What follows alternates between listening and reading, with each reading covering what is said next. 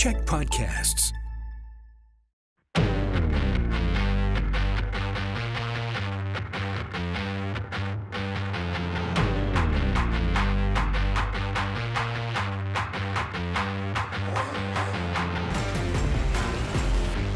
Hey, it's Rob Reed here with Run For It, and I've got...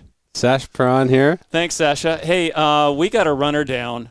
Mariah's not here today. I don't know what it was, if she's training too hard, or I don't think she did Boston. She would have told me she was away because we're just coming off Boston Marathon week. Down with the sickness, Mariah. Yeah, so be careful out there, runners. Make sure you don't touch too many things that you shouldn't be touching, and you're staying healthy. It has been cold and wet lately, so maybe she's been running hard cold in and the wet cold and everywhere, almost. Except they had some warm weather down east in Toronto and in that area, but things are not too seasonable, but they'll get better. But we're running. You know, we're maybe going to have less layers on over the next few weeks, we hope, here on the wet coast and or on Vancouver Island and the rest of Canada. Yeah, still hasn't been too sunny, so we're hoping for some sun to continue to run. Yeah. Now, Sasha, you're working on an event, and you've got a GoFundMe page that's coming up, and that's up. Can you just tell us what your next event is that you're doing? That's right. Come May 4th, may the 4th be with you. I'll be running 67 kilometers to recognize these 67 unmarked graves that were found in Port Alberni in February. And so that's coming up pretty soon here. So last weekend I did a little training. I did 30 kilometer slow run. And then this weekend, actually, I have an opportunity for everyone to come and train with me. I'm doing a walk run around Elk Lake, and I'll probably try and be on my feet for 5 to 6 hours, just to because I'll be on my feet for more than that. Yeah. You figure 7 to 8 hours to cover the distance when you're doing it, and we'll get an update on how it went and everything coming up. But yeah, I'll likely probably spend 7 to 10 hours, honestly. Doing 67 kilometers. So right. It'll be a big day, and probably full of emotion and community coming together, and for something that's bigger than ourselves. Right. Okay. Well, for the 5 to 9 family members of mine that probably listen to the podcast, the GoFundMe page for you will be probably up at any time, and they can chip in. What's the title of the GoFundMe page if I was to Google it or whatever I have to do? It's called Echoes of the Unmarked. Oh. Mm-hmm. Okay. So it kind of represents us since the 67 unmarked graves have been lost for so long and have been recognized. They've made their impact in this world now, and it's up to us to speak for them and speak up for them. So you hear their echoes still. And donations that are made are going to?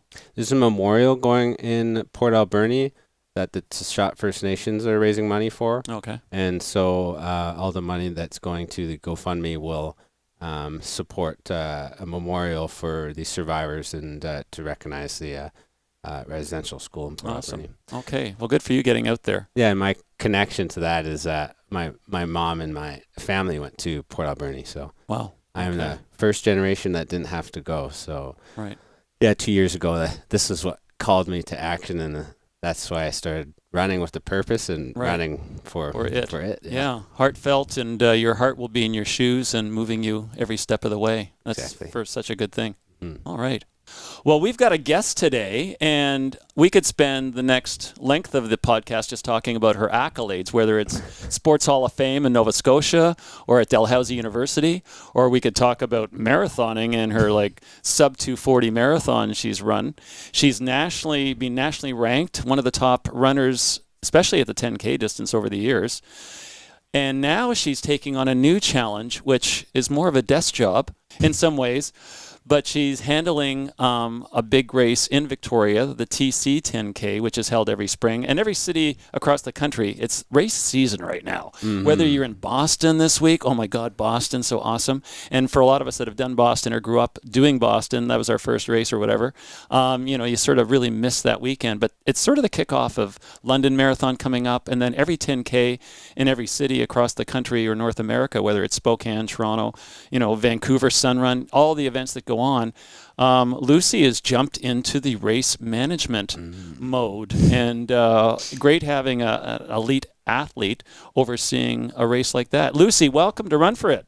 Thank Welcome. you. Yeah, I'm really happy to be here. Yeah. Anything there? I mean, I missed, how many years of participating or racing? I mean, you sort of grew into it. You had an active family life, didn't you? I did. Yeah.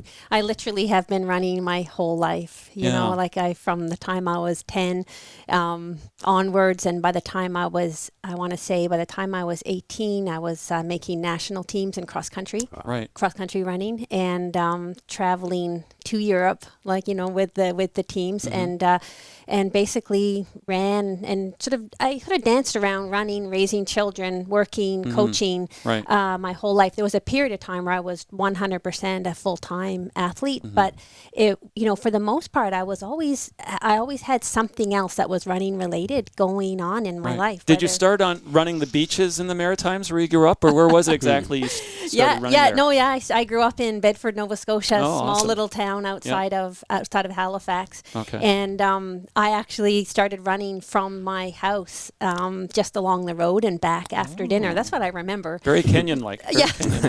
Yeah. Okay. What, did they send you out after dinner? You didn't eat your vegetables, and they'd say, run out and back on the road? I think And I then just you'll eat your started. broccoli, I just started going. And I think my dad started coming with me because it seemed kind of funny that his 13-year-old was like heading out for these runs at night. Oh, okay. And I would choose. I lived halfway along this street that was a dead end at each end. Oh, yeah.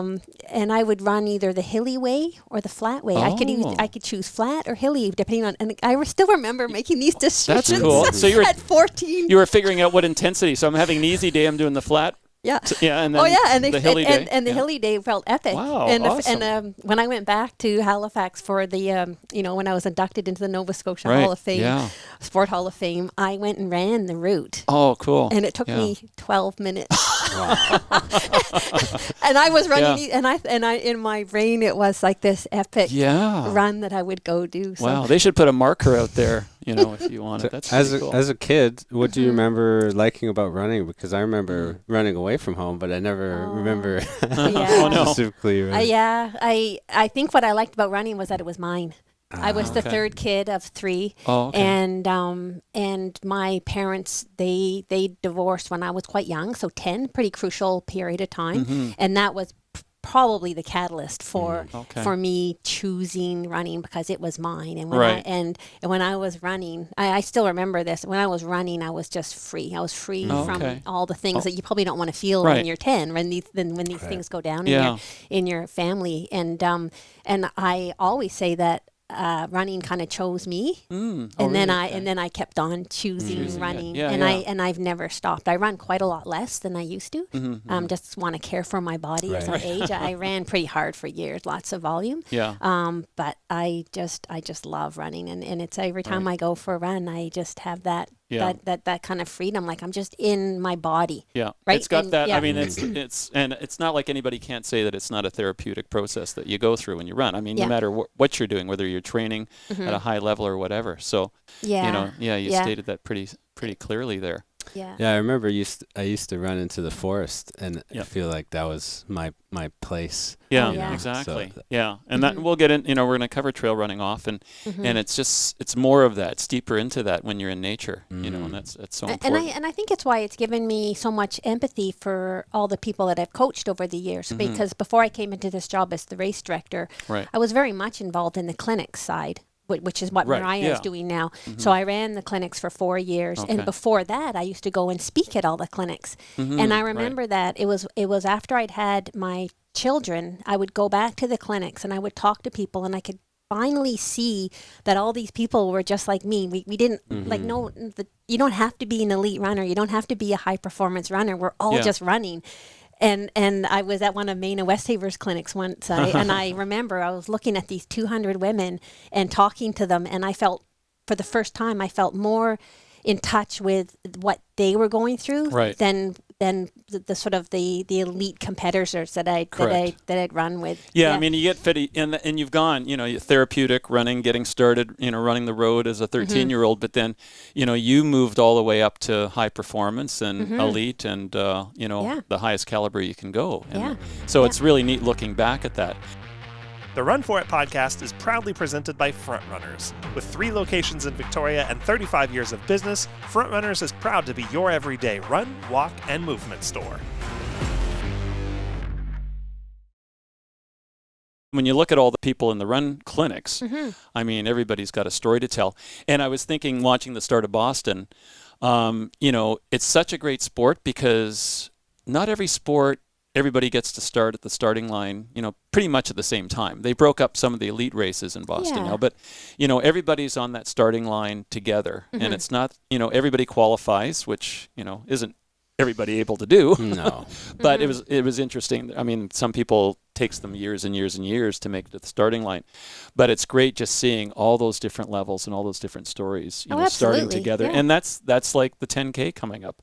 It Same is. thing, right? And it's why I think it's why running events continue to exist and thrive. They've gone through their ups and downs as we've gone through the ups and downs in the world. But honestly, to get 6 or 7 or 10,000 people downtown on a Sunday morning. We're all there. It's like the big Venn diagram. There's one interlocking piece that everybody is there for some reason that's very similar. Now, are you finding the numbers have increased over the last year? Well, we're obviously the numbers went to 0 for a couple of years. We had a pretty good we had a thriving virtual race. I loved the way all the races and all the race directors started talking together. How can we keep people involved? And then last year our numbers were quite, they were low compared to what they've been in the past. But this year, we're probably going to have 6,500 people on the ground. Oh, okay. Yeah, good. so it's going to take a couple of years to build it back up. Yeah. It's it's being in touch with all the other race directors across the country now. There's all the same things happening with all the races but at the same time, I mean, really, we're almost double what we were last year. Yeah. Right. Yeah, so that's a good sign, and we have. And do you see a lot of new runners coming into the sport?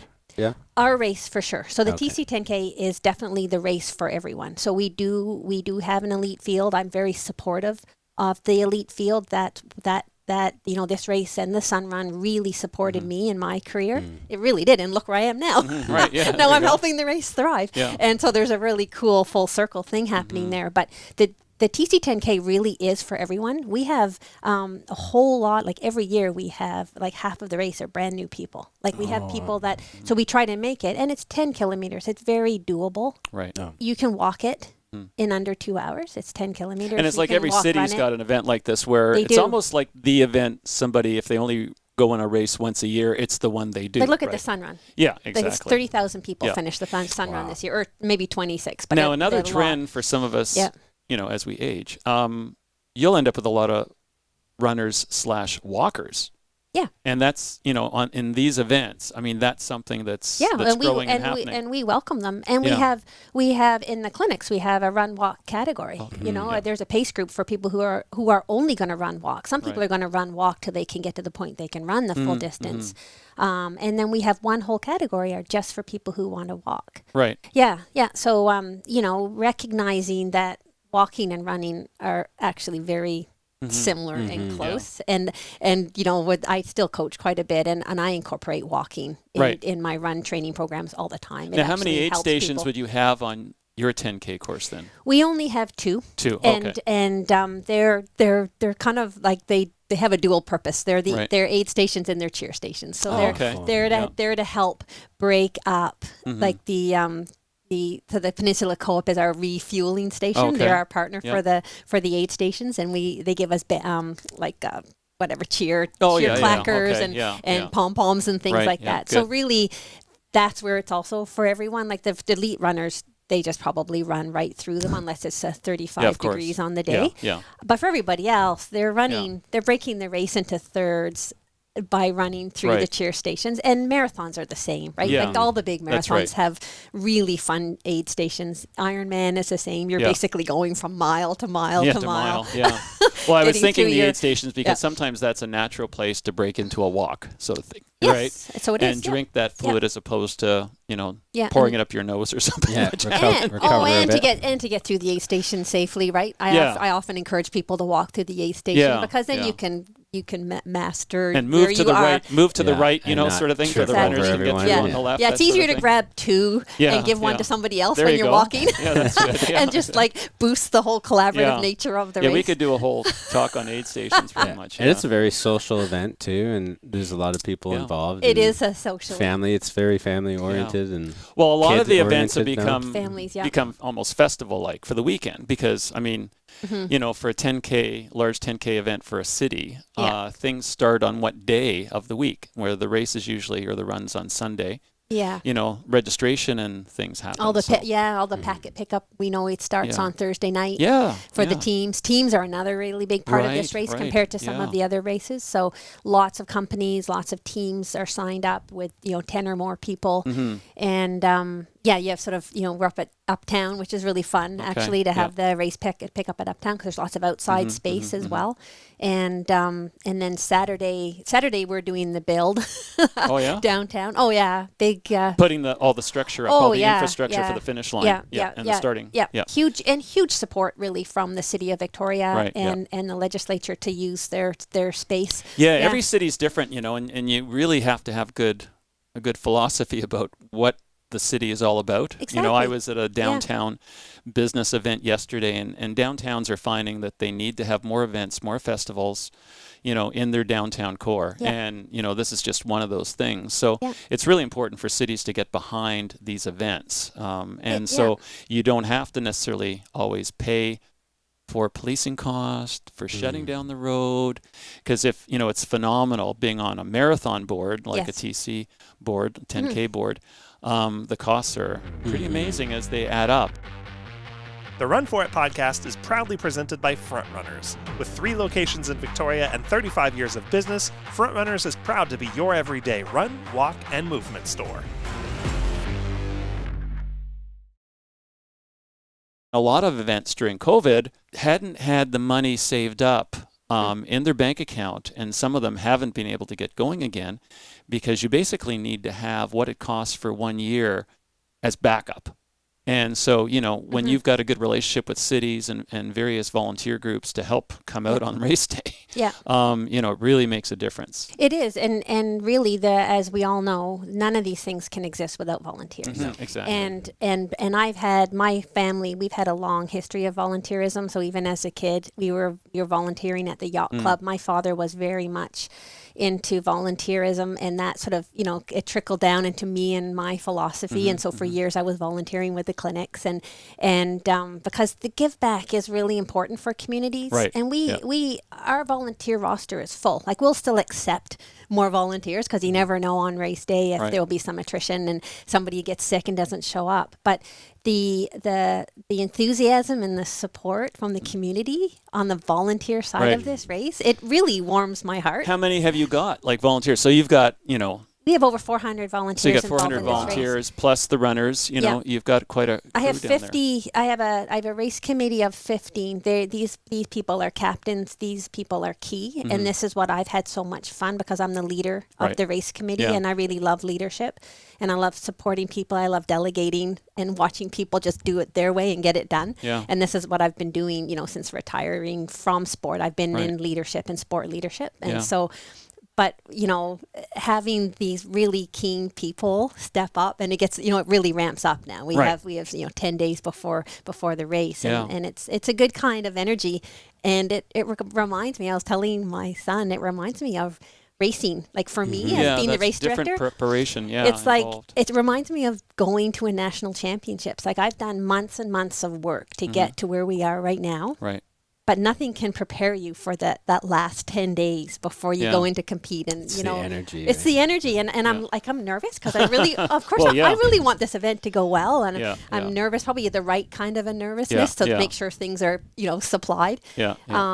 And I'm excited, and then I have a little bit of I kind of can't wait to just relax at the end. You know what I'm talking about. So the TC10K is a great event for everyone too, because we're at a couple races in the season now, and the elite runners are this is their A race where they want to show off, and it could be someone's first race. So if you had any advice to give to an athlete going up to a race or TC10K with 10 days in advance, per se, what would you say? Well, I would tell almost everybody, whether they were one of the elite athletes or one of the sort of the first timers who are getting nervous about the race, I would say, really trust now that you've done the work part, because there's no more training that you can do right now that's going to get you any fitter for race day. So you have to trust that you're ready physiologically. And from now till race day, you want to just continually telling yourself that and keeping it positive, so you don't let your brain run away with any kind of anxious thoughts about not being able to perform.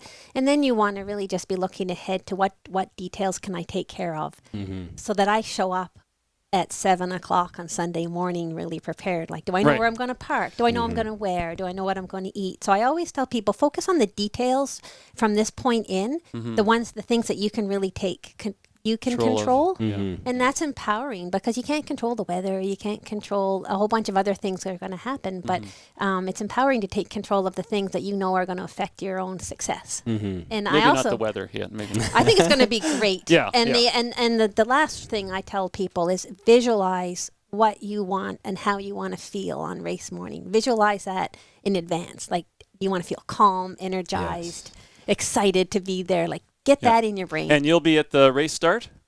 I am going to be at the race start. I'm not running. So many people have asked me if I'm racing. I'm like, no, I'm not racing. I can't wait. You'll be there, and you'll welcome the... That's right. Is it like a 45 male to 55 female demographic? But a lot of people at the start and the finish. I can't wait. I can't wait to be there on race morning and see that crowd of people and count them down to the start, and then embrace run the energy, over. Embrace the smiles, everyone. Well, we are a city, like many cities, of fitness and activity. And Lucy, good luck with the event. Yeah, Thanks for being here. We'll check in later. Yeah, thank you so much. All the best on your organization. That's great. So important. Thank you so much. Okay. And thank you so much. That concludes our episode for today of That's Run. Great. Important. Thank you so much. Okay. Yeah, thank you so much. The Run For It podcast is proudly presented by Front Runners. With 3 locations in Victoria and 35 years of business, Front Runners is proud to be your everyday run, walk, and movement store. Locations in